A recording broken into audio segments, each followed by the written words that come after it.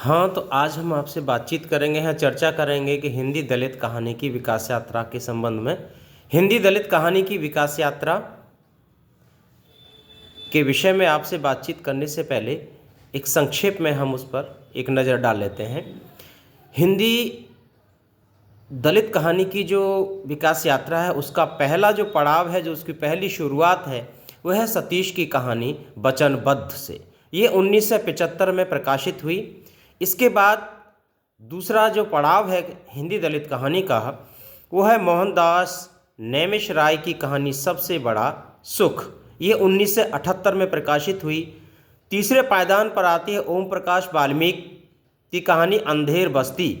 ये 1980 में प्रकाशित हुई। तो इस तरह से हम देखते हैं कि हिंदी दलित कहानी किस तरह से अपना एक एक कदम आगे बढ़ा रही है। और हिंदी दलित साहित्य में सबसे बड़ा जो योगदान दिया है वो नामदेव ढसाल जी का है, जिन्होंने दलित पैंथर जैसे संगठन की स्थापना की। दलित कहानी का एक लंबे दलित आंदोलन से संबंध है, या आप इस तरह से कह सकते हैं कि दलित कहानी एक लंबे दलित आंदोलन की देन है या उपज है। इस आंदोलन के जो प्रेरणा स्रोत रहे हैं, उनमें सबसे पहला नाम महानायक का आता है, भारत रत्न बोधिसत्व डॉक्टर भीमराव अंबेडकर। इसके बाद एक लंबी श्रृंखला जिसका यहाँ नाम गिनाना संभव नहीं है, उसमें है सावित्रीबाई फुले, संत गाडगे महाराज, नामदेव आदि ऐसे अनेक महापुरुष रहे हैं जो सामाजिक क्रांति के साथ साथ साहित्यिक क्रांति में भी जिनका प्रभाव देखने को मिलता है।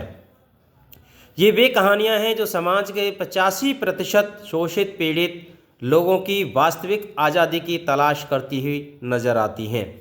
क्योंकि 15 अगस्त 1947 को भारत के आज़ाद होने के साथ साथ एक दूसरी आज़ादी की तलाश हमेशा रही है, जिसमें शोषित, पीड़ित, दलित, पिछड़े आदि आदिवासी आदि लोगों का एक बहुत बड़ा समुदाय है, जिसको वास्तविक आज़ादी आज तक नसीब नहीं हुई है।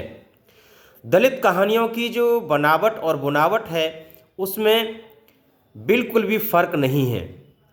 क्यों नहीं है? क्योंकि वे जैसी सच्चाई से गुजरती हैं, जिस ईमानदारी के साथ पाठक के सामने रूबरू होती हैं, उसी तरह से प्रस्तुत होती हैं।